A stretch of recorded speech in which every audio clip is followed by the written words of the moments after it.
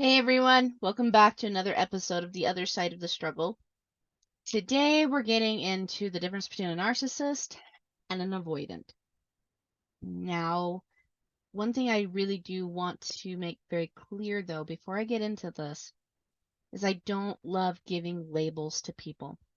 One thing that I'm hearing consistently is he's a narcissist, he's a narcissist, he's a narcissist, he's a narcissist, or she's a narcissist, or she's a narcissist, narcissist, narcissist, narcissist. And guys, let's cool the jets on the narcissism. We can say we don't trust them. We can say they don't have healthy behaviors in relationships. We can call out the circumstance. There's nothing wrong with that. But just labeling somebody something doesn't always make it true. But I do think it behoves us well to see the differences between the two. And there are major differences. Because some people out there truly are narcissistic, but some people out there are avoidant. Now, they have very similar tendencies and very similar actions, and sometimes it's very hard to tell the difference, but there is one major difference between the two of them,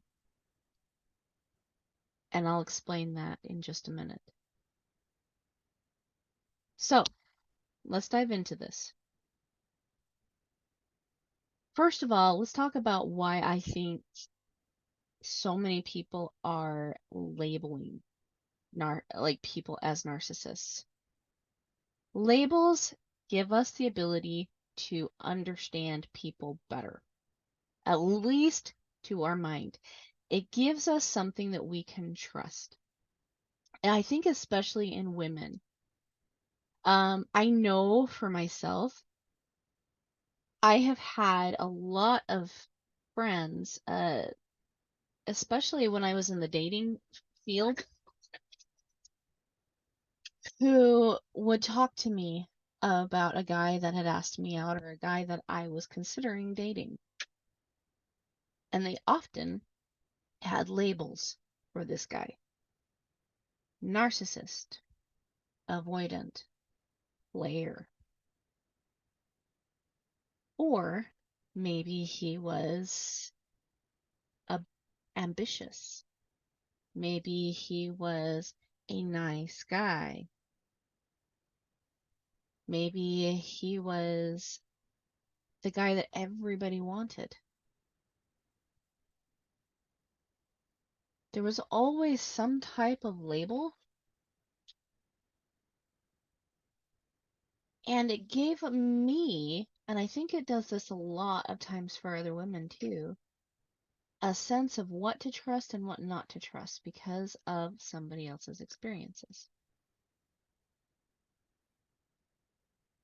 But sometimes those experiences are sullied because the guy didn't like the girl and she took offense at that. And so what does she do? She tries to also sully his reputation with other girls. Labels are also comforting to us, not only because it gives us a sense of what to trust, but a sense of familiarity with a person, an ability to understand them. And we feel like if we have the ability to understand them, then we'll also understand what to do with them. But this is not always the case either. And a lot of the times, again, it comes down to everybody has their own filter.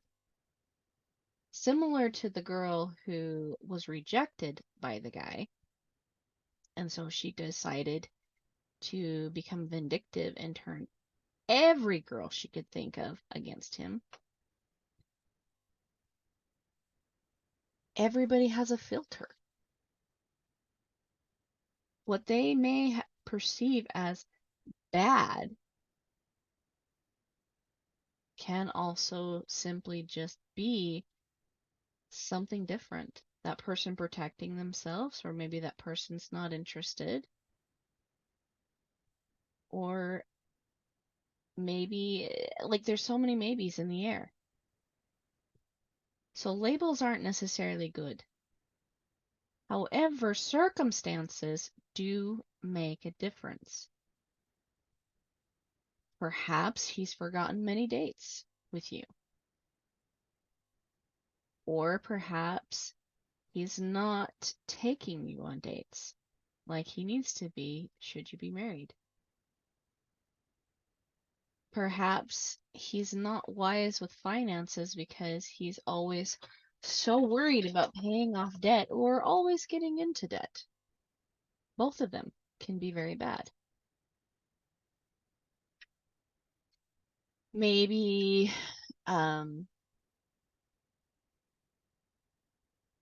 maybe he's left you to figure out all of the problems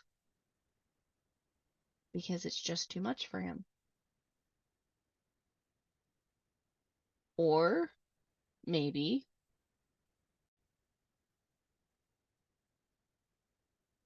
you're consistently feeling like the bad guy and like the crazy one. These can all be circumstances. Maybe he's consistently telling you that it's your fault. Maybe he's just consistently checked out. These are circumstances. And I think it's really important that we avoid labels and instead trust our own experiences with people, because we're the ones that are considering a relationship with him. We do need to be the ones. I think it is a good idea to listen to the experiences of other people, because if you're consistently being told by several people that he's dangerous, you may need to listen to that and be watchful.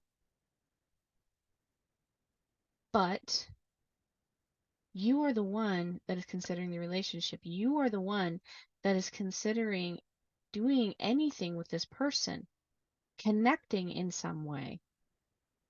Therefore, you are the one whose opinion matters the most, not everyone else's. And this is why, again, labels aren't always good. But now that I've said that piece, let's talk about what a narcissist is. A narcissist, by definition, is someone who loves themselves and themselves alone. Now, that's not always true. I kind of think that this, like, I get where they're going with this. Narcissus in Greek, in Roman, was it Greek or Roman theology? I can't remember, but it's one of those two.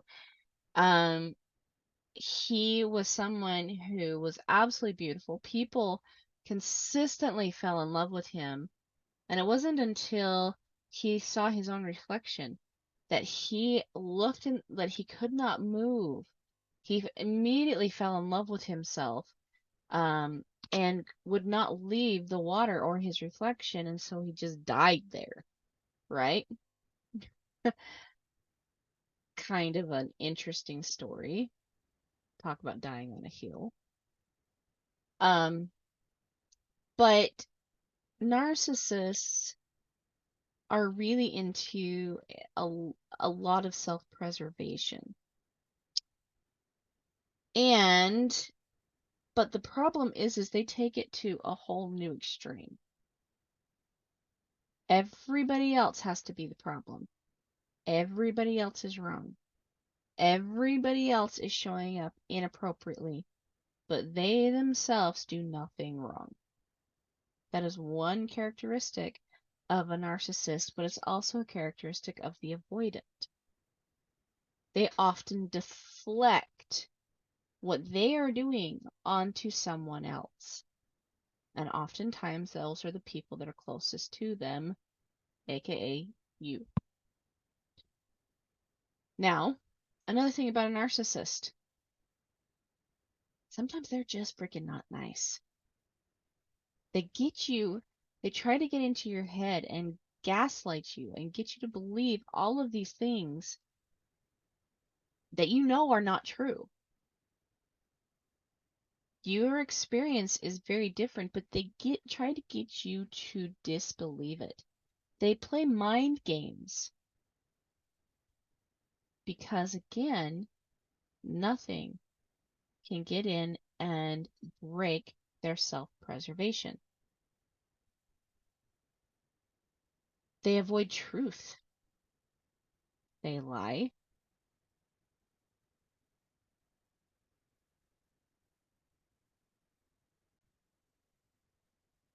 They have to be the most interesting and the most important person in the room.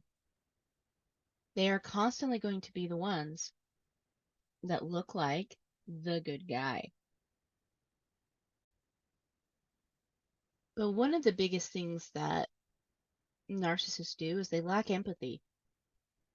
They lack the ability to emotionally, spiritually, and mentally connect with other people because they have an inflated sense of entitlement and ego. These are things that both the narcissist and the avoidant do. And so oftentimes it's very hard to tell the difference between the two of them because they often exhibit similar traits. But the biggest difference between a narcissist and an avoidant is that one truly does want the relationship to work. See, a true narcissist, actually does have some sadistic tendencies. They actually do get pleasure from seeing someone else suffer, seeing somebody else in pain. And so they kind of are a bit more twisted. Narcissists can also go from narcissism to sociopathic to psychopathic. It's a progression.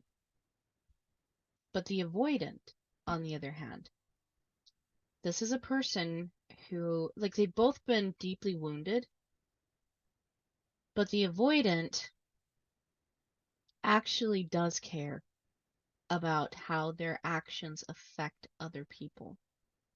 It might not always seem like it, but they actually do. The avoidant is someone who, after maybe setting some really strong boundaries, will cherish the relationship they have with you over their self-preservation. And this is why setting boundaries in relationships is so healthy, is because it also weeds out the narcissist over the avoidant. An avoidant is someone you can actually work with. Narcissists, not so much. Again, they just want to hurt you.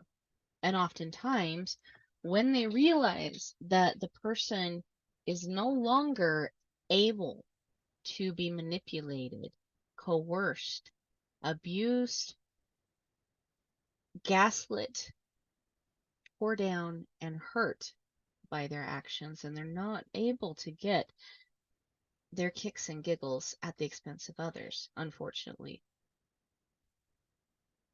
they tend to leave the relationship on their own in search of someone else that they can manipulate. The avoidant, on the other hand, actually does not want to be abandoned. They do, again, want that relationship with you, but they're scared. And so that fear comes out in things like manipulation, gaslighting, whatever they have to do to keep themselves protected and keep themselves safe, because this is a person that has experienced deep trauma as well. But they do care. They actually do care. And you can see that because even after a fight, they will sit there and really think about what you say.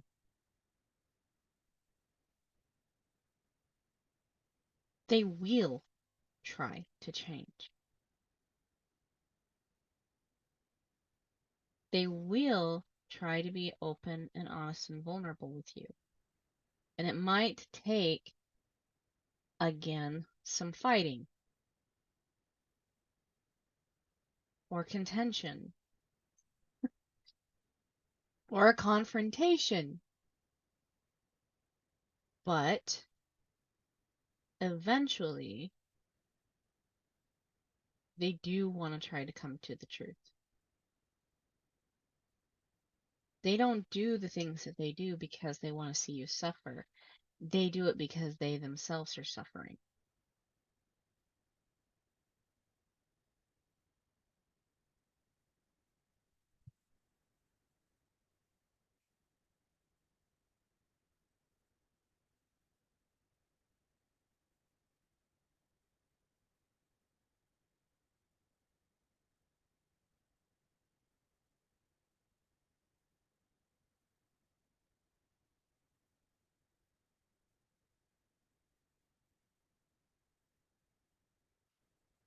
Oftentimes, when you set boundaries with an avoidant, yes, again, they're going to come to that confrontation, right? Because they're acting out of fear, because boundaries can signal what it is that they are very insecure about.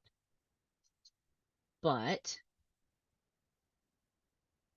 they do try.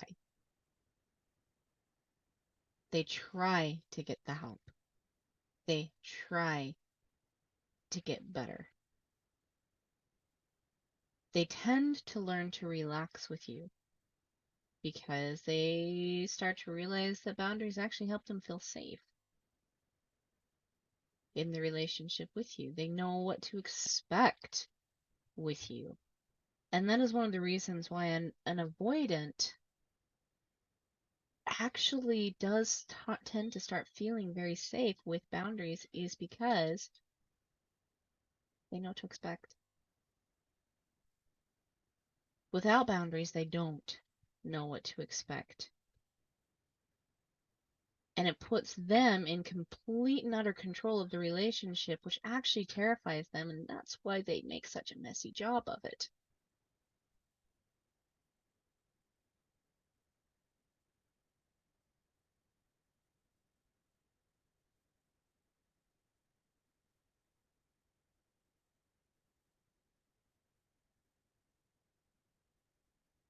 An avoidant acts out of their trauma.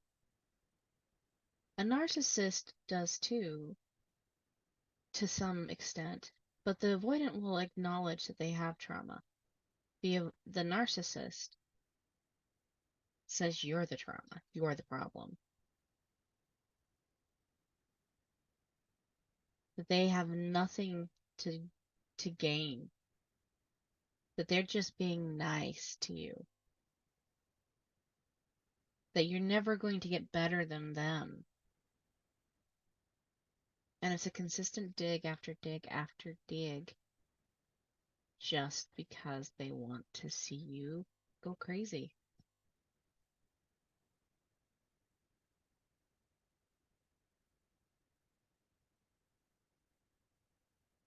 To top this all off, an avoidant actually does have empathy.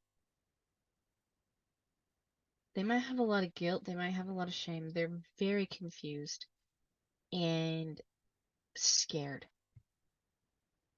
And we don't act very well when you're confused and scared and have all the guilt and the shame and believe Armageddon is our fault. Like, we just don't act very smart or well in those situations. However, the narcissist has no empathy. They do not and are not able to connect with people on an emotional level.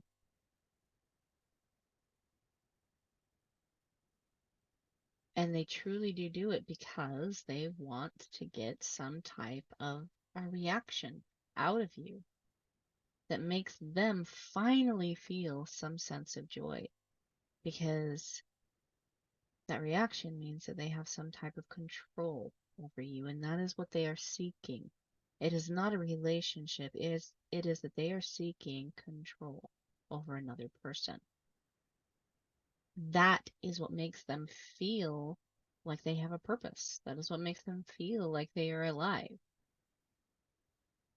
There is a very big difference between a narcissist and an avoidant.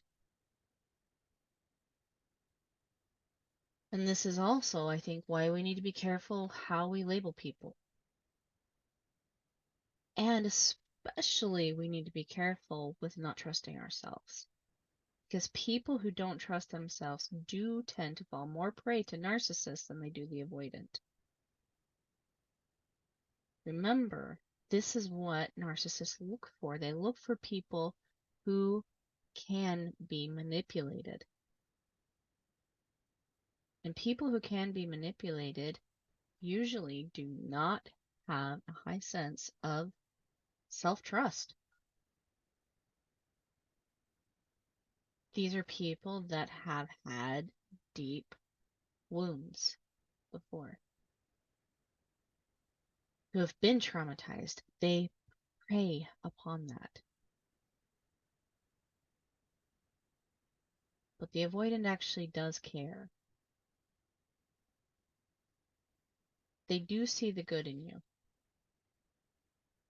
They both might love bomb when they've done something wrong, but the narcissist is doing it to keep you completely confused, whereas the avoidant is doing it because they feel guilty. The reasons why they do things, even though they're doing similar things, the reasons why are very different.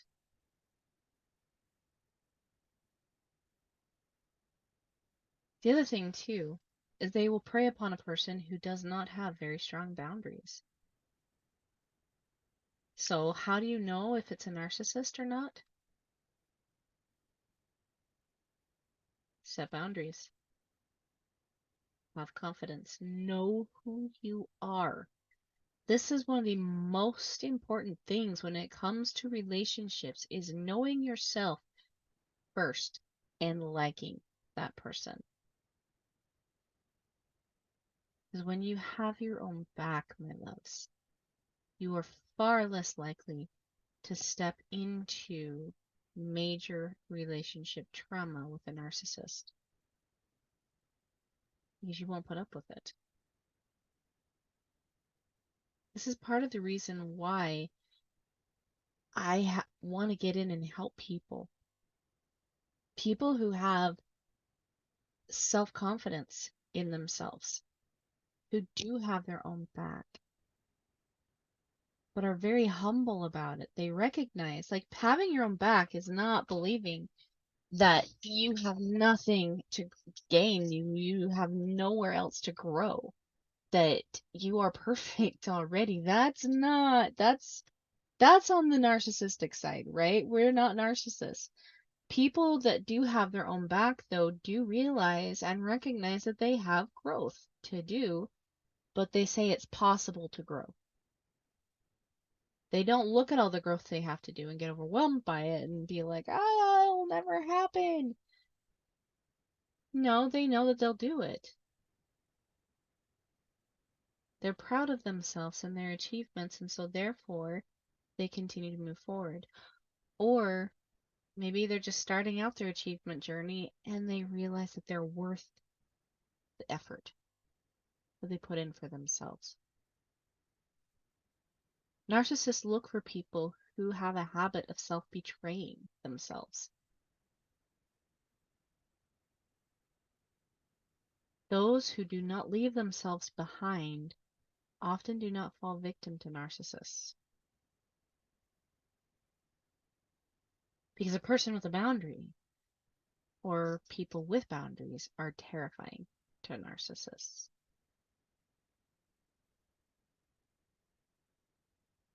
And safe for the avoidant. All right, my loves, I hope that this was helpful for you. It's a shorter podcast this week, but I think very important to acknowledge these things. we want to be intentional when it comes to any relationship that we have. We want to be able to take our time. But more than anything, if you have a fractured relationship with yourself, you will have fractured relationships with other people. It's not about how somebody else shows up necessarily so much in your life as much as it is about how you show up for you. When you show up the way you want someone else to show up, then other people that are like you tend to come scratch that.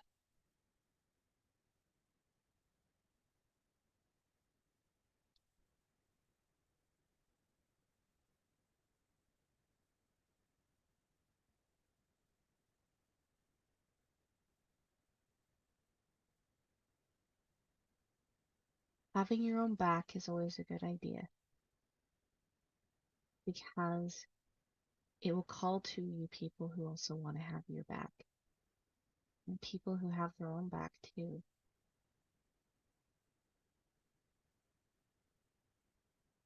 All right, my loves. Hopefully this was helpful. Again, if you want some help and support with these things, feel free to click on the link in the description below and schedule that free call with me. I am so happy to talk to you guys about your boundaries, your self-belief, your confidence, and getting you into really, really healthy and helpful relationships with people who really do want to show up to support you. All right, my loves. Until next week, I'll see you on the other side. Bye.